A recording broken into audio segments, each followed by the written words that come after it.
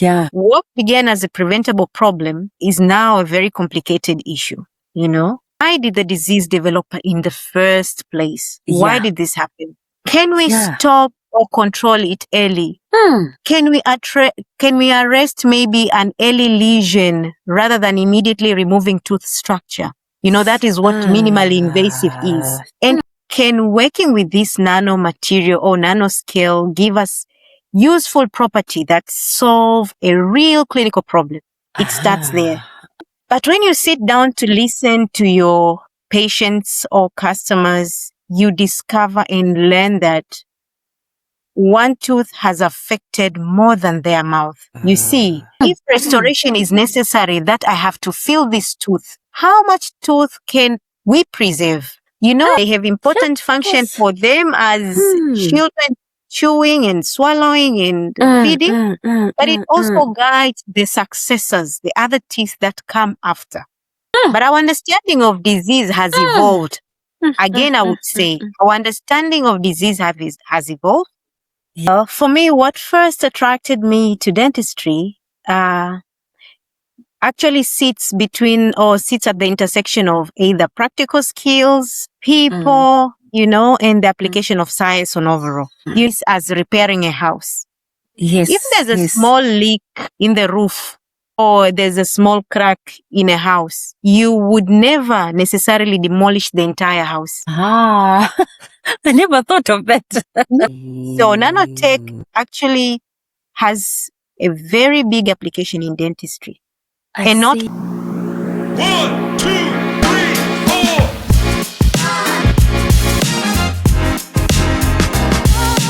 It is my pleasure to present the last phenomenal woman this Women's Month 2026, and that person is Dr. Germana Lyimo. She is a registrar in oral medicine and periodontics at the University of the Western Cape.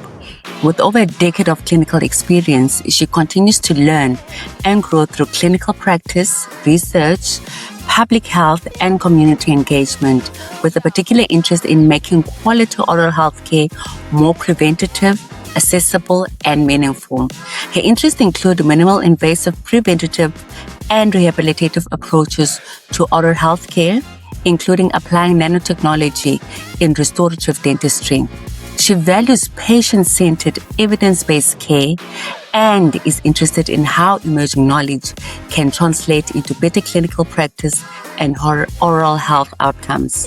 Beyond treatment, Dr. Lyimo believes dentistry has an important role in prevention, education, collaboration, and empowering people to make informed choices about their everyday oral health. Through her clinical, academic, and community work, she hopes to continue to have conversations that make oral health knowledge more accessible and relevant to communities we serve. So, one last time this month, enjoy this episode with me. Hey, Jim, how are you? Hi, Prof. I'm very well, thank you. How are you? I'm good. Thank you for making time to talk to us on the Sociable Chemist podcast. So welcome. And I'm just so happy that you were able to join us so that we can hear a little bit about your field, know a little bit about you.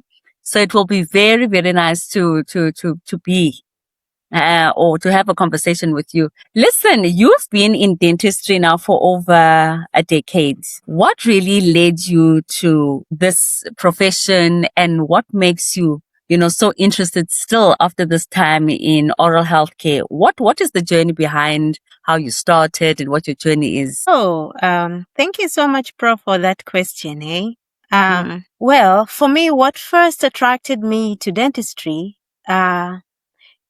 actually sits at the intersection of either practical skills, people, and the application of science on overall. You can look at something as small as a tooth and just ask yourself, okay, what is happening? And then you're thinking, okay, how can I make this work out, or what is happening here? How can I use the knowledge that I have or skills to make a real life experience different for someone, Yeah. So to me, at the very first, or at the very my first experience when I started getting into dentistry, like many years ago, honestly, I didn't really have a clear idea on what the journey would have for me. Ultimately, I didn't know the ultimate experience of exploring, of serving, of, you know, of being in dentistry. Like, what would it give me as a person? Yeah. All I did enjoy was that I enjoyed learning, like at the university during med school training. I just enjoyed learning. I just enjoyed learning the science. I just enjoyed like developing the skills and gradually understanding what it meant to care for a patient. So for me, it was more like around that aspect, you know? But then, you know, over the years, if I must share, or if I may share, then the profession continued to teach me. It's like I always feel like every day for me is a learning opportunity. In many ways, I keep learning one thing and learning another thing. And, you know, over time, my perspectives have actually evolved. So with over time, I've discovered that something else about maybe oral health care. It's just not about the tooth. So the tooth was the beginning of the story, but then the story unfolded in a different way, or in a more interesting manner. You know, during my time that I've had opportunity to practice or serve patients or see patients. Yeah, you know, in the clinic, like in a clinical setup, I want to mean that. You know, you cannot say, or you cannot think, you can actually think it is just this one tooth in the beginning, you know? It is just this one tooth. But when you sit down to listen to your patients or customers, you discover and learn that one tooth has affected more than their mouth. You see, you know, sometimes maybe perhaps when we stop and listen to them very well, you understand that maybe your patient has stopped smiling at photographs. Simple things as such.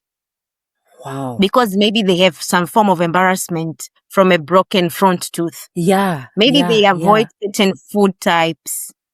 Because chewing for them is uncomfortable.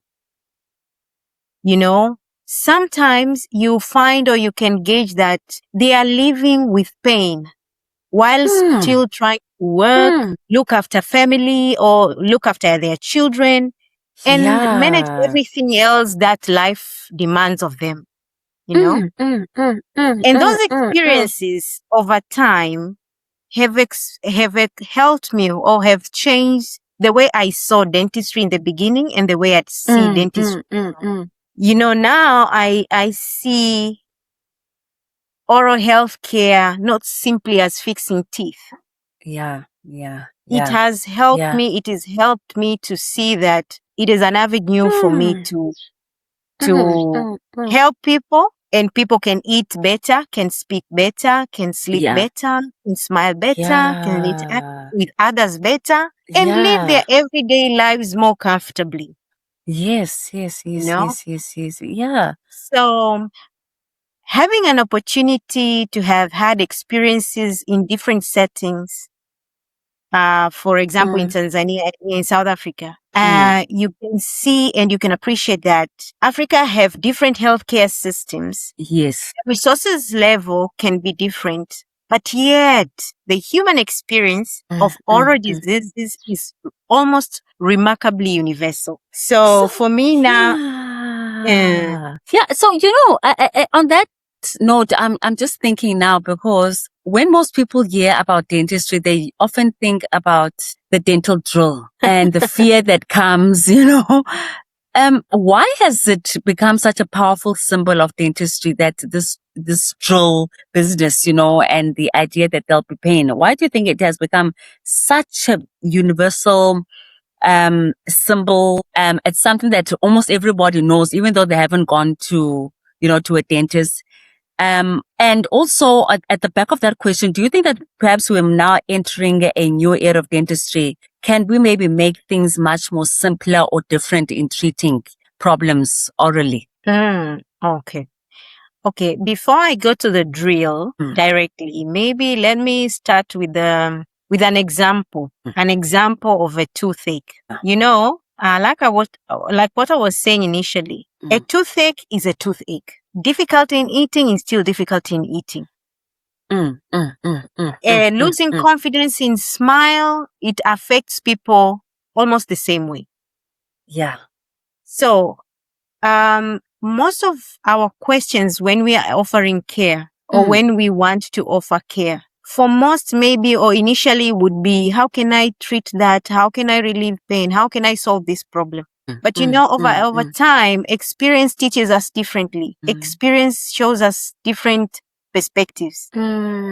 So then more questions or more pertinent questions arise in our minds. Like, why did this happen at first place? Could it be prevented? How can we preserve what is still healthy? Or how can we help the patient be better partners in protecting their own oral health? Yes. So if we think like that, we will move from the notion or the mentality of just treatment and rather move to prevention and explore research possibilities and, you know, and have better public health or innovative ideas to help the public, you know? Yeah. And, Yeah. and also why I wanted to start there. I wanted to show the problem a little bit, but then find a way to show how technology or what technology can do for dentistry.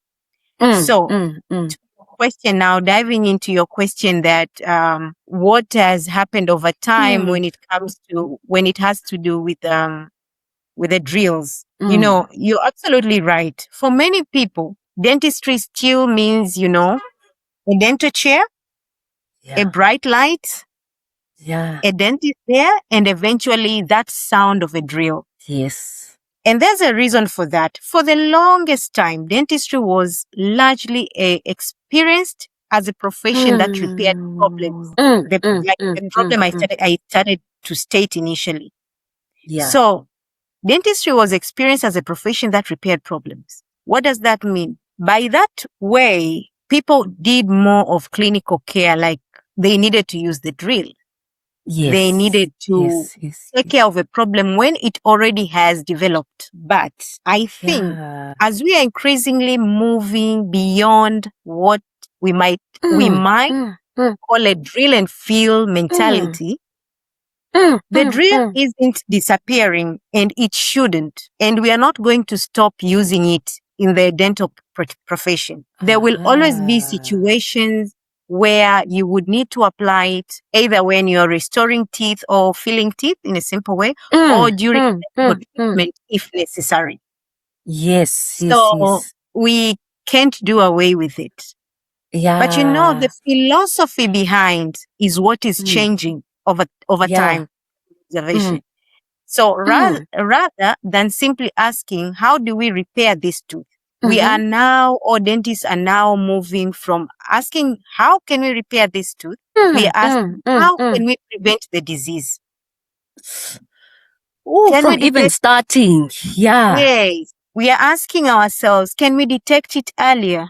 Can we control it before it progresses? And if we need to either fill a tooth or restore it, how much healthy structure can we preserve? So you see, the philosophy is evolving. So I sometimes describe this movement or this kind of thinking toward more of a preserving, predicting, and a preventing philosophy. Yes. So our focus, our focus as clinician is actually to primarily preserve as much as healthy tooth structure as possible. You know? Yes. Then we are becoming better now at predicting risks.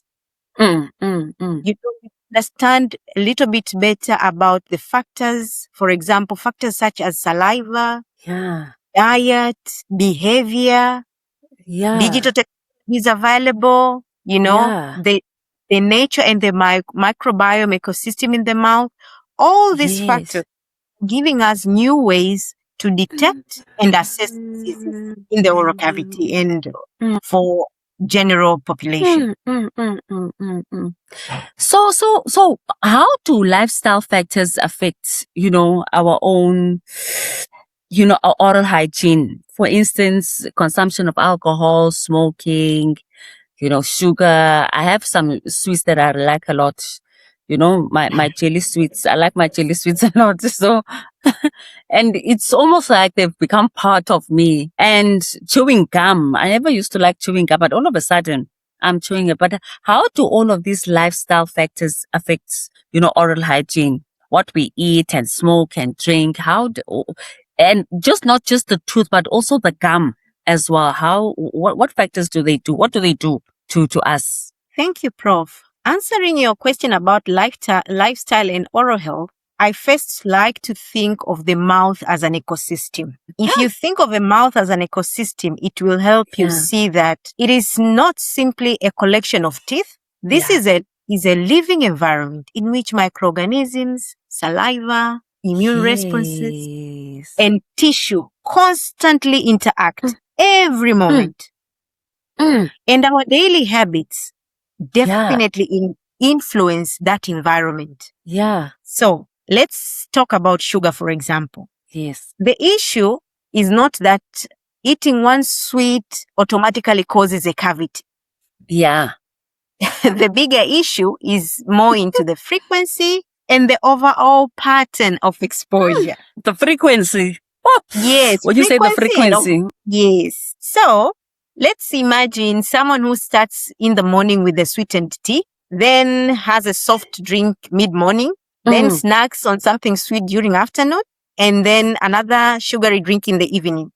This person's mouth is being exposed repeatedly to fermentable carbohydrates, Over time, that can favor environment which is more acidic, and microorganisms which are present in the mouth contribute to the enamel demineralization and eventually formation of cavities. Now, add inadequate plaque control. Someone is consuming high amounts of high amounts of sugars or sugars in high frequencies, and they have inadequate plaque control. Then the risk increases.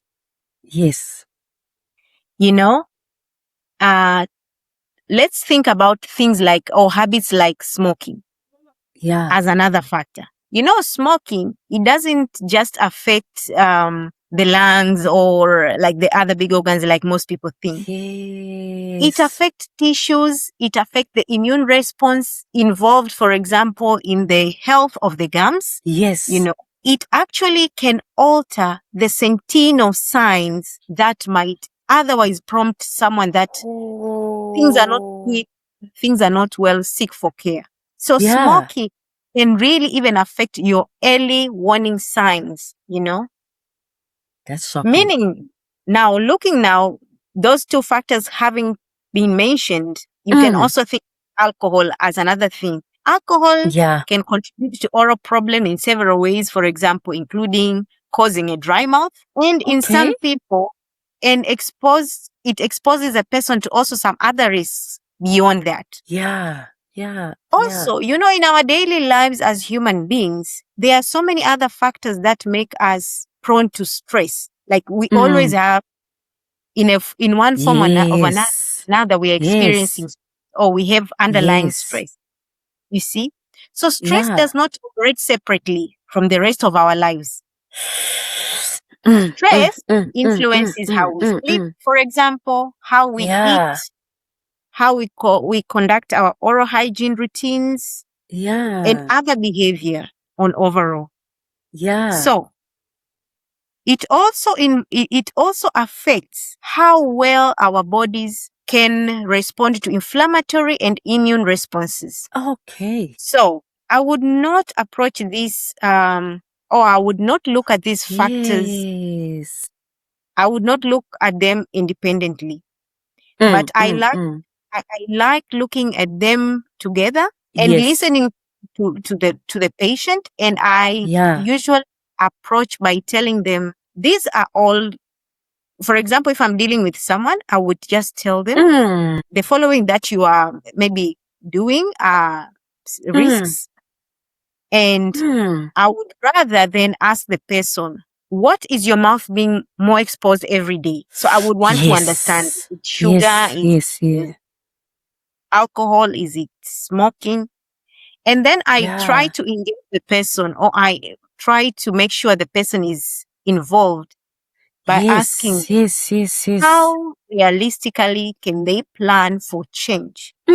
You know, so I think when we discuss or we stimulate such discussions with our patients, then it becomes engaging. And then I usually just throw a question to them. For example, maybe is reducing sugar drinks something that you want to consider?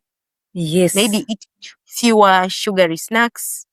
You know, maybe is it brushing daily with fluoride toothpaste is what you need to instill in your daily routine.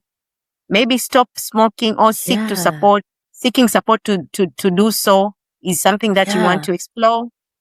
You know, small changes matter. Small changes. There's small changes. I need to start. So,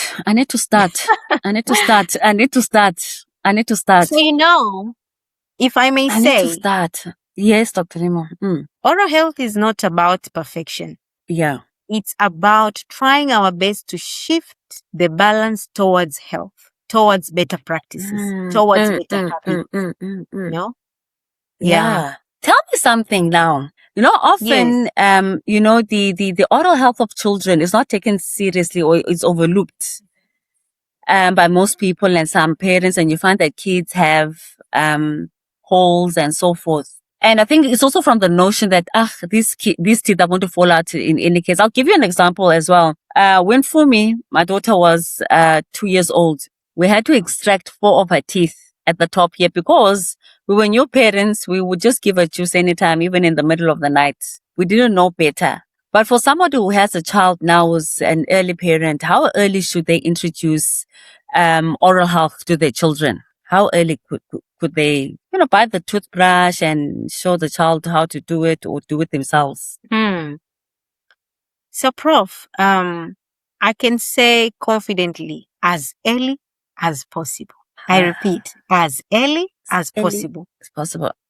So I would even say that oral health or oral health care begins way before the first tooth appears in the oral cavity of a child. Okay. That is brand new. That is brand new.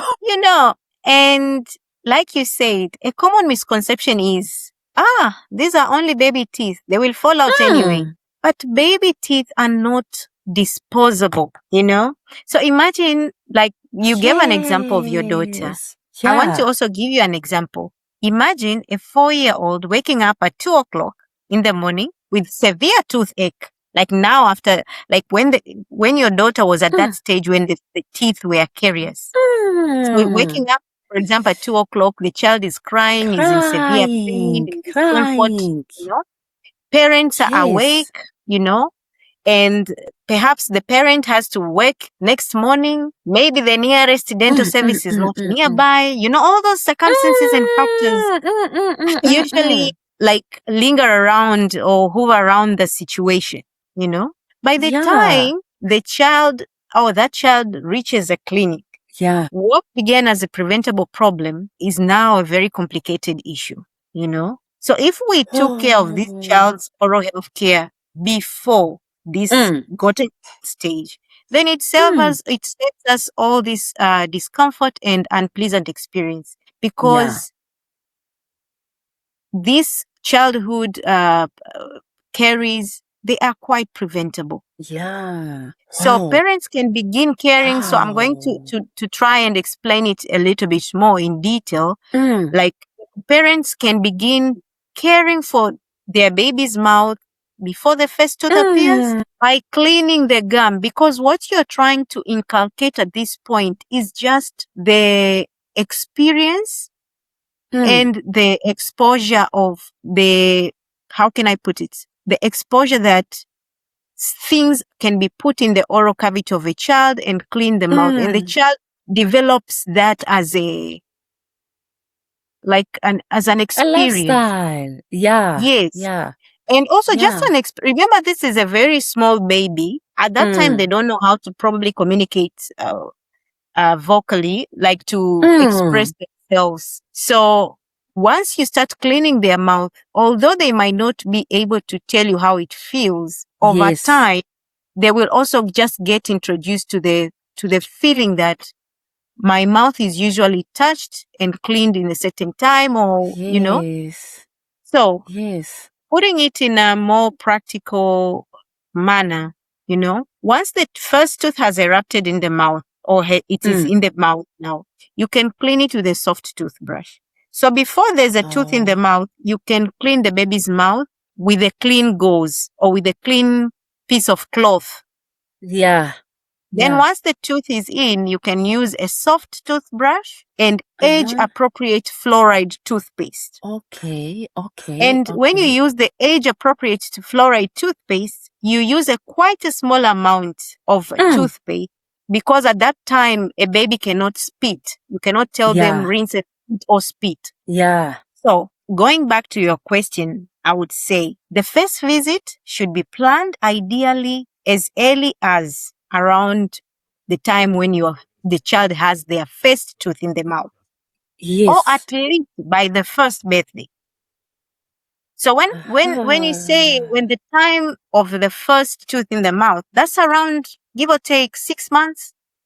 Yes. So when you see a clinician at that time or a dentist at that time, is a good time where the parents can receive guidance before problems start to develop. Babies' teeth have important function. They have important function for them as children chewing and swallowing and feeding, but it also guides the successors, the other teeth that come after. I understand now.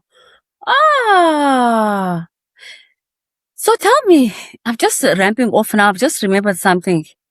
If, for instance, a parent leaves the baby teeth rotten, is there potential of getting the permanent teeth starting to rot also as they come out? Are they linked somehow? I don't know the anatomy of the mouth, but is there, could those rotten baby teeth affect those coming out because of the way in which the mouth hasn't been taken care of? Okay.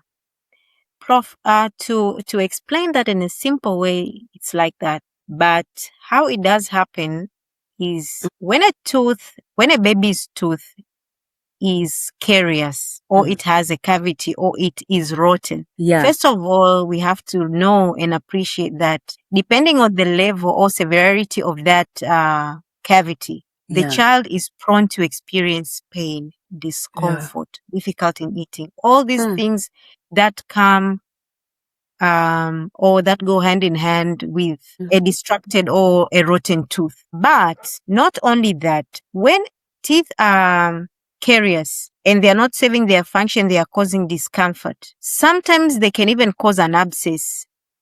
This can propagate the teeth of the children to be removed before their actual time of shedding. So that means maybe not necessarily that the primary tooth will infect the secondary tooth or the permanent tooth bud, but it coming out of the mouth early because of disease, it leaves a chance of the permanent tooth to lose track, because the permanent teeth are guided into position by the primary dentition or the primary teeth. So the baby teeth set a tone where the permanent teeth more or less have to come, although there are the permanent teeth that were not part of or a set of the primary teeth. It might not directly infect the secondary, but because, remember again, Maybe something. Is it because some of us have extra teeth like me? See, I've got an extra tooth there. Are those the teeth that just decide like, hello, like I'm also coming out, and then you have the ones that are there? I would rather say safely that I'm not, first of all, I'm not sure if you have extra teeth because I haven't examined you. You could be right, but you could again have gotten Could be it different. wrong. No, you can, because maybe what you have is more of a malalignment, meaning that there's actually crowding of teeth, and the way teeth are supposed to be arranged, the space is not sufficient in the arch. I see. Okay. But quickly going back to your question, like to wrap up your question, that does the primary or the baby's tooth cause the secondary tooth or the permanent tooth to be infected? It might in a way influence the health of the permanents because the lifelong habit inculcated is not present. Because that's why I said we need to start introducing oral health hygiene early. So if that is not done, children get multiple exposure to sweet substances, sometimes even breastfeeding and the nipple in the mouth when the child sleeps. These things cause or are a risk to cause children's teeth to get caries.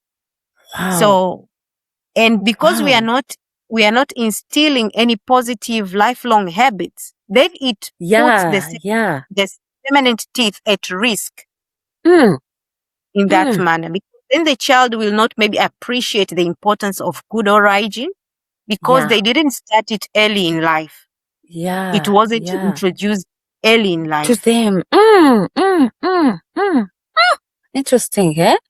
So, in your experience, because I know you in clinical practice and you also do a lot of community engagement work, especially when you were still practicing in Tanzania. What are the big misconceptions about oral health in general that you have encountered? I mean, you could also say maybe here when you are a registrar and also maybe back home. And because you are involved in community engagement, how do you think dental professionals should communicate any evidence-based information in a way that community members or people of the public can understand easily?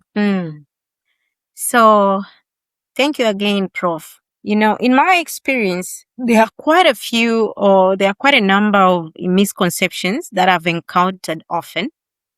And one of it is that if a tooth doesn't hurt, then nothing is wrong. Unfortunately, that is not always true. For instance, a condition such as a tooth decay and gum disease can develop for some time before a person experiences pain. But by the time pain becomes severe, the disease may already be quite advanced. Another misconception that I've encountered is that losing teeth is simply a normal part of getting older. I'm getting older, so if I lose teeth, it's not a problem. That is a very big misconception because aging itself does not mean that someone has to lose their teeth.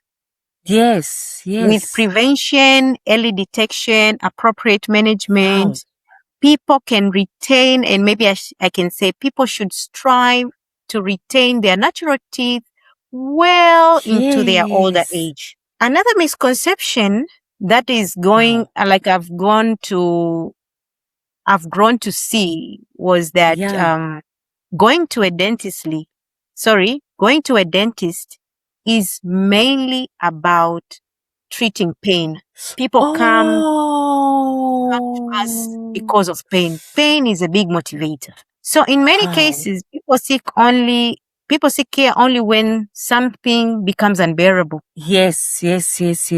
So whether now we are talking about someone in Dar es Salaam, Tanzania, Arusha, someone in Cape Town, someone in a rural community, there can be quite a similar pattern. A person tolerates a problem because it is not yet painful. Perhaps because of cost, cost can influence, perhaps because of distance or previous experience with healthcare. And they can sometimes maybe try to just seek care when eating, sleeping, or working becomes difficult. Yes. But the opportunity we have is that prevention changes that story. Prevention is, yes. Prevention is here to change that narrative. So as dental professionals, I think we have to communicate differently. It is not enough to tell someone, brush your teeth twice a day. It is not enough to explain why. I think it is also important to demonstrate how they can do it. Yeah. And also consider whether the advice is realistic in that person's circumstances. Because we're not the same after all.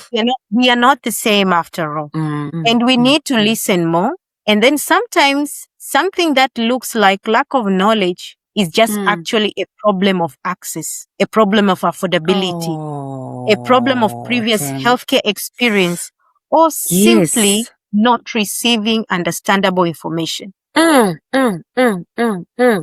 So again, think of it, a good oral health communication is not about talking at communities. I get you. When we want to engage and involve community, it's not about talking at communities. Yes. It's about talking with the communities, understanding their realities, and then translating our scientific understanding and knowledge into practical actions that people can actually incorporate in their daily lives. Yes. So if we strive for that, we will be delivering and doing dentistry justice over time. Yeah, because look, when people don't have money and the economy is not doing so well, they will just use anything that's available to brush their teeth, as long as it has foam, and then they'll put it in their mouths, So, because I'm thinking now of a charcoal that's really been advertised for cleaning teeth. And I'm also thinking of the Nigerian stick that is commonly known as pako. I don't know if you've read a little bit about that or seen the effects. What is your opinion on the use of them? For this, Prof, I think it's where now we as scientists and clinicians and researchers, it's important to think. Yeah. Is this evidence-based for oral health communication? Yeah. We have to think, and that is it particularly helping our communities, our African communities? So the question should simply be whether, I think the proper question when we are thinking about such a question or such an experience or such a narrative is that it is not simply whether this tradition is old or this tradition is modern or this is right or wrong. I think what we should really ask ourselves when we are to give advice on such a narrative is that, is this safe?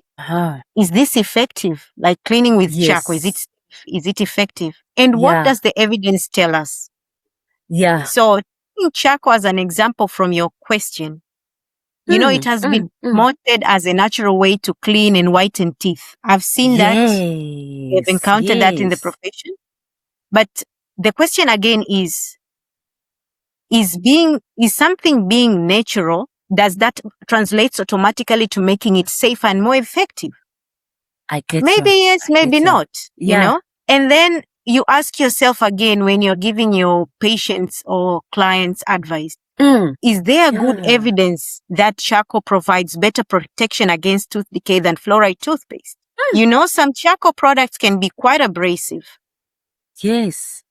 Yeah, so rather than the adverts look so nice, and we all captivated by the ads that we see, but I think we don't really think, like you say, we don't really think because we just want the results immediately. Yeah, particularly when it has to do with aesthetics.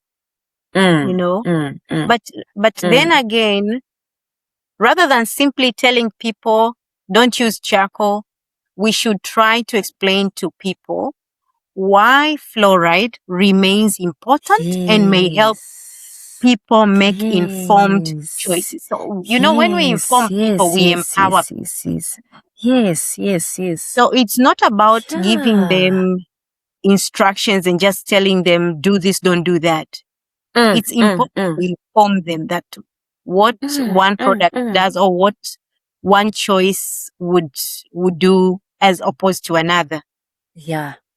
So, and if I may quickly jump to the traditional chewing sticks. Yes. I would not want to dismiss these practices simply because they are traditional, in my opinion. I don't want to dismiss them simply because they are traditional. You know, chewing sticks have been used for generations in our communities, and they can help remove plaque mechanically, because in the mouth can have the dental plaque being removed mechanically using a toothbrush or a chewing stick, or you can also incorporate the use of toothpaste, which is now a chemical adjunct to help remove plaque. So, but what we need to be careful here is we need to avoid the broad claim that every traditional stick is either beneficial or harmful. The effect can depend on a particular plant. You know, these chewing sticks for different communities, they come from different plants. Yes. And then how they are prepared is also different. There is no standardized way of how they are prepared. And also how they are utilized. So for me, this is a very important principle in health communication, I think.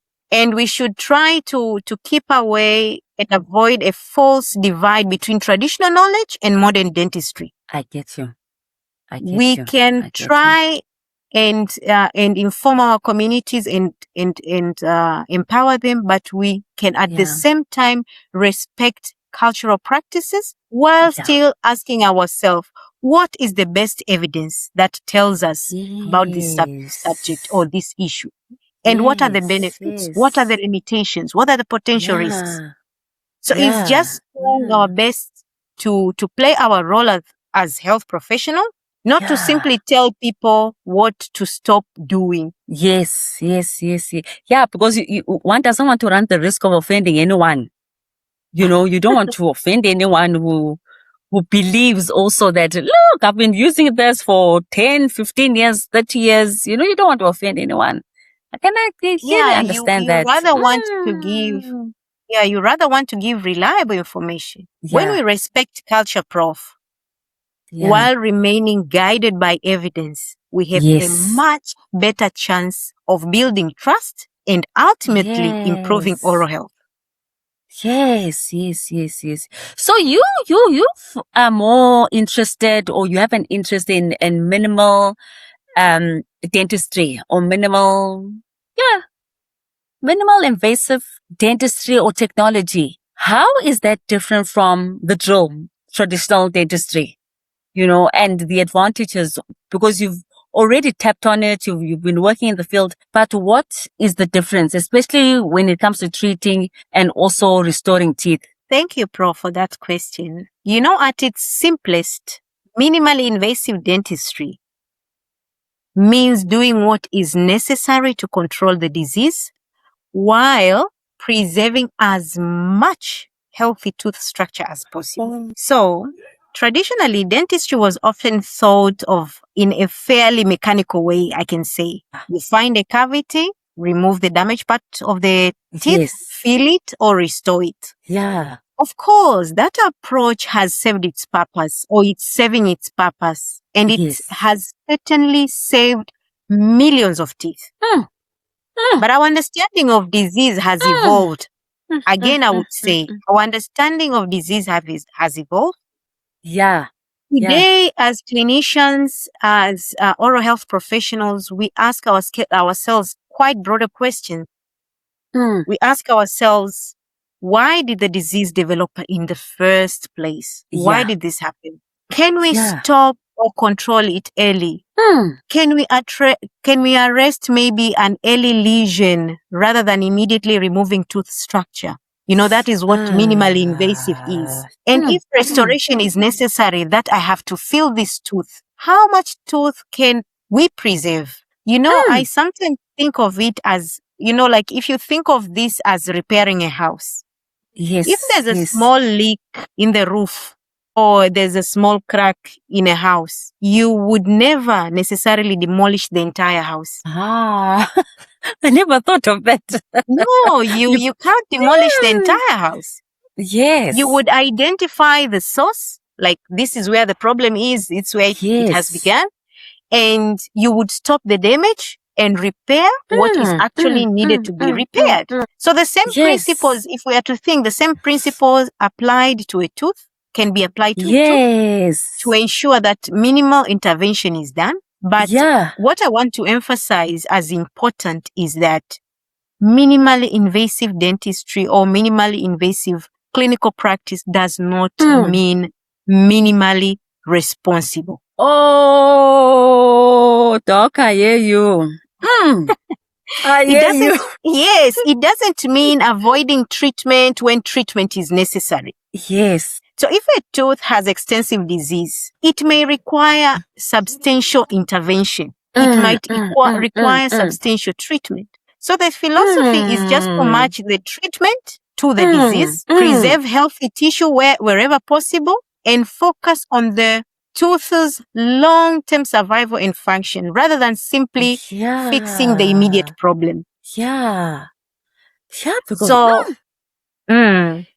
I'm just having a memory now of my tooth being removed as a child. And for a very long time, because the way the dentist grabbed me, I think it was more like, using his hand to open my mouth. And before I could move or do anything, the tooth was out. So that really stayed with me for a very, because your analogy now of maybe the window or the door of my tooth needed to be repaired and not the whole tooth. I mean, he just took out the whole house down. And before I could do anything, the tooth was out. Before I could say anything. So restorative dentistry and nanotechnology, the link between the two, I know it's part of your interest. For somebody listening today, how could you explain, let's say it's somebody listening who's not familiar with nanotechnology. What does nanotechnology mean in the context of dentistry? Okay. What does it mean? Yeah. Thank you, Prof, for that question.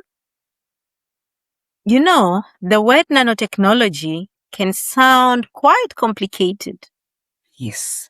But to break it down to basic idea, it is actually quite simple. It is about understanding and working with materials that are extremely small, of a small scale, which is a nanoscale. That's why it's called just nanotech. Yeah. So a nanometer, to put it again simply, is a billion of a meter. At that scale, material can behave differently from how we might expect them to behave at a larger scale. At the macro, micro level, and nano level, materials behave differently. The surface area of these materials change. Reactivity of these materials change. Properties can change. So what researchers are doing, they are tapping from these differences to design materials with particular unique functions. I don't know if I've managed to put that in a simple manner. It is a very simple manner, and I like it. Give an example, maybe of a material that you know of. Maybe give us an example. So maybe rather let me go back to the point where we apply nanoscience, nanotechnology to dentistry, before I mention any materials. So in dentistry, when we are dealing with things, when we are dealing with people, when we are handling questions in our clinical settings, we ask ourselves, can working with this nanomaterial or nanoscale give us useful property that solve a real clinical problem? It starts there. Nanotechnology has been applied in dentistry for quite some time, and it has vast applications. Like we can spend an entire day talking about that, and it's quite interesting. Yes. But researchers are exploring whether the nanoscale approaches can improve things such as, for example, the strength of filling materials, the properties of how certain materials wear and tear in the mouth. They explore how certain dental materials can bind or bond to tooth structure. They explore how certain material characteristics interact with microorganisms in the mouth and overall compatibility with biological tissues. I see. So nanotech actually has a very big application in dentistry. And not only in materials per se, but that is the largest part, but it has quite vast applications in dentistry. So my guess is now that you don't want to you don't want to be fixing a problem with a new material and then causing another problem again. I think that would be the energy of you saying that it needs to be compatible, obviously, with the tissues in the mouth, because you don't want to create more issues. Yes, that is quite a reasonable way to think about it. And you know, what makes this field quite interesting? For example, I had an opportunity to experience or work with a material in nanotechnology during my MSc with Prof. Adam at the University of Western Cape, where we studied research. We researched on a dental material, you know, using a green formulated nanoparticle that we investigated its potential antimicrobial effect against Candida albicans. But I think it is important to put that research in perspective, because it is not always that when you have interesting findings or effect in a laboratory setting, it doesn't directly translate to an immediate discovery of a new treatment. You know, a finding can be interesting in the laboratory setting, but does not directly translate into new dental treatment. Yes, It I means, get what or maybe like a product, or I don't know, maybe like a toothpaste, a new toothpaste, for instance. You mean it's not an immediate translation? yes, it's not an immediate treatment. It doesn't transit. It doesn't quickly translate from laboratory to treatment product. You know, it means when you find some interesting findings, what it just actually highlight, it means you have found something worth investigating further. Yeah. That distinction is quite important in science. And we know that nanotechnology gives us new possibilities. But the purpose of research is to establish whether the possibilities are actually useful, are they safe, and are they meaningful for the patient? So for me, the exciting part is not simply the technology itself. It is whether we can use the scientific understanding from this type of research to address genuine problems in oral health care.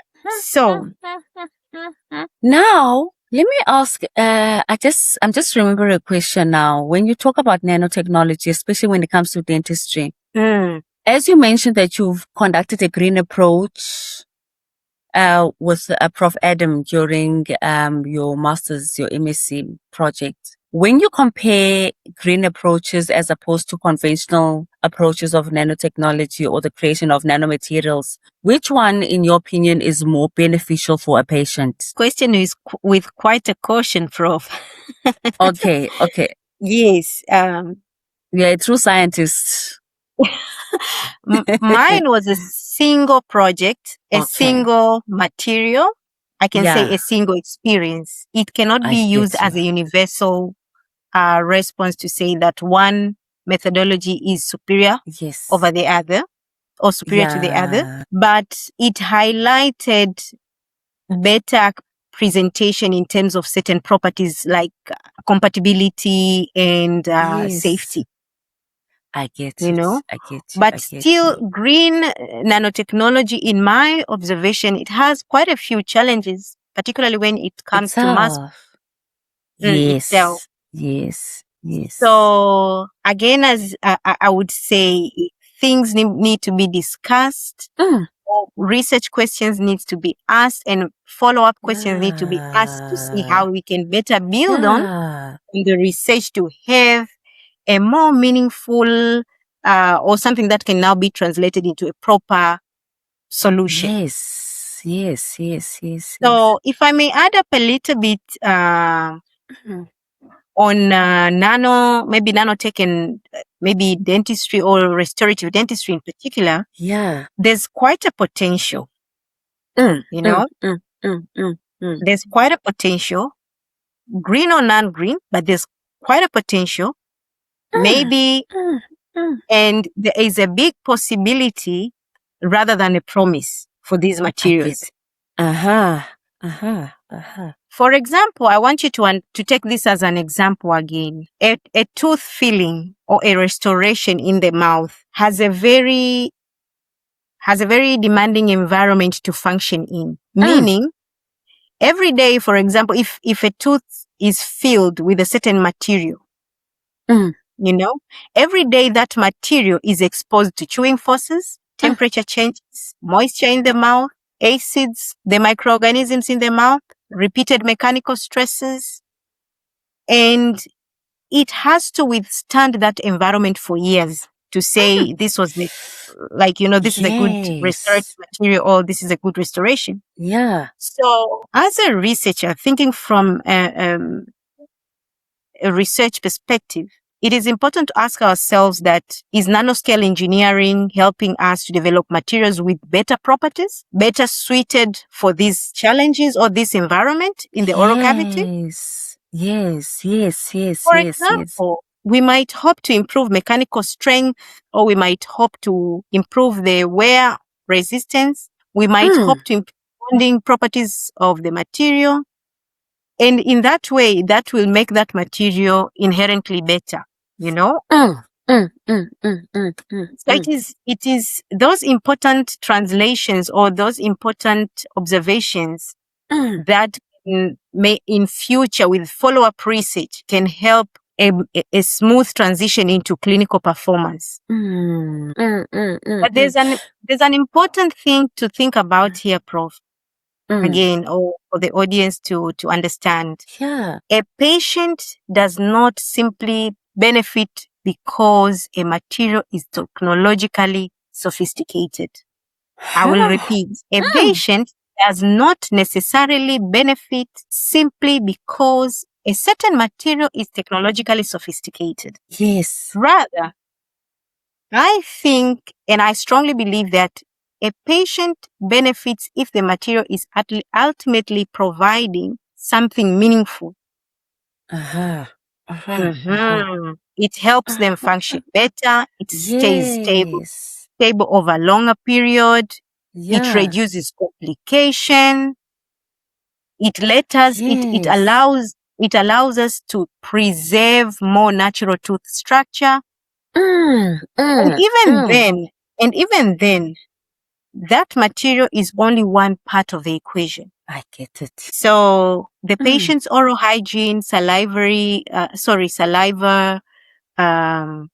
nature, biting forces, size and position of the tooth filling or remaining tooth structure, clinician's technique, and ongoing maintenance, all these things might influence how that material or how that material might behave in the long term. So I would be quite careful. I want to be quite careful by saying nanotechnology will make our restorations last longer.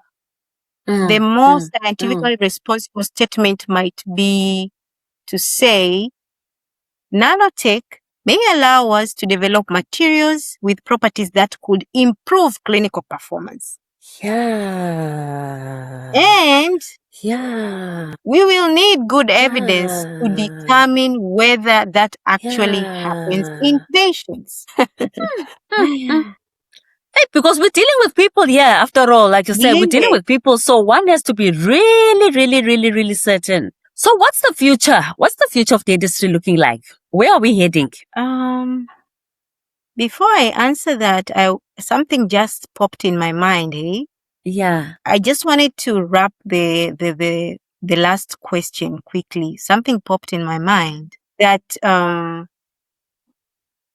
distinction is very important because that dentistry should not be driven by technology, which is impressive. Simply because this technology, for example, is impressive, it shouldn't drive dentistry. Dentistry is driven by clinically useful and meaningful research for the patient's benefit. Now, what is the future for dentistry? Yes. Yes. Or when we think like what we want or where we hope to see dentistry in the near future. Yes. I think dentistry of the future is going to be or should be more preventive, should strive to be more precise, more conservative, and human-centered.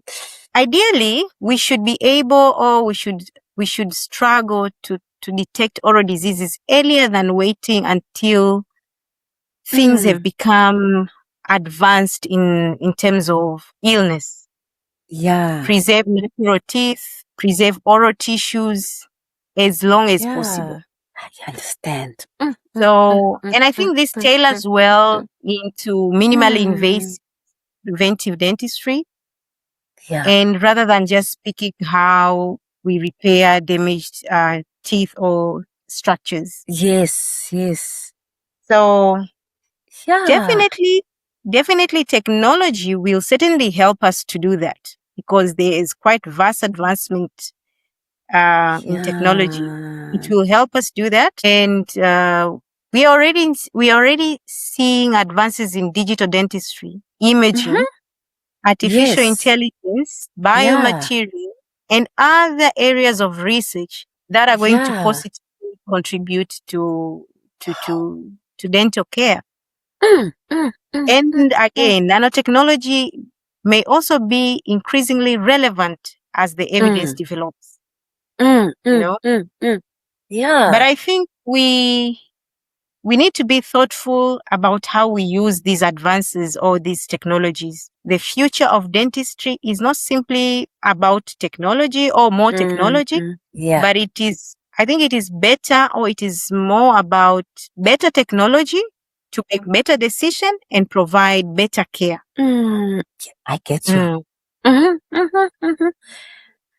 Dr. Germana Lyimo, finally, this conversation, I'm enjoying it. To everyone who's going to listen to this podcast now or who's listening, what are 3 pieces of advice that you could provide them in order to transform their oral health? You know, what would they be?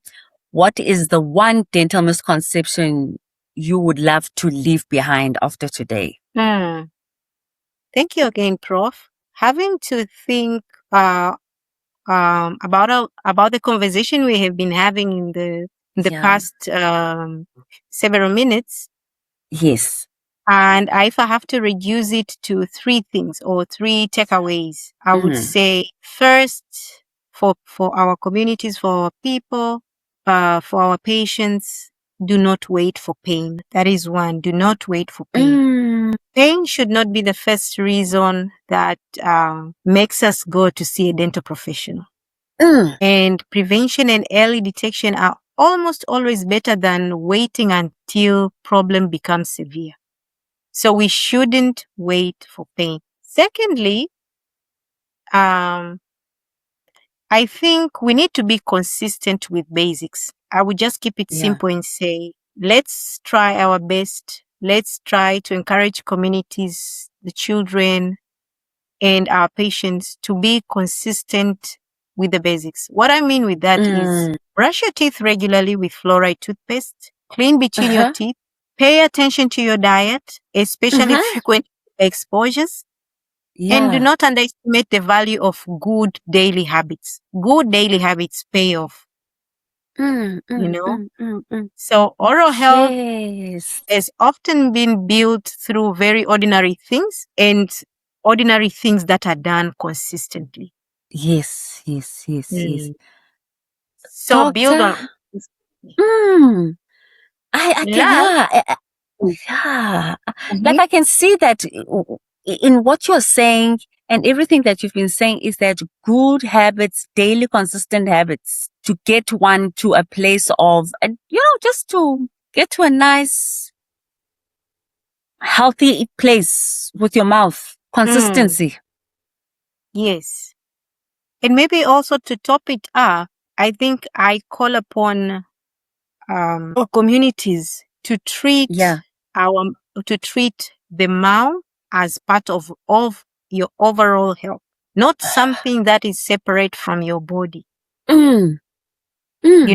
Mouth affects your ability to eat, to speak, to sleep comfortably, I said, to smile, to interact. So oral health is just closely connected to quality of life. So, and the misconception I would most like to leave behind is that I think it is the belief that losing your teeth simply is an inevitable part of aging. Aging is inevitable. Aging is inevitable, but tooth loss is not necessarily inevitable. So those are the three that I can think of.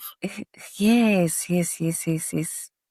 Doc, thank you so much for your time. Thank you so much. This has been fantastic. I really appreciate your time.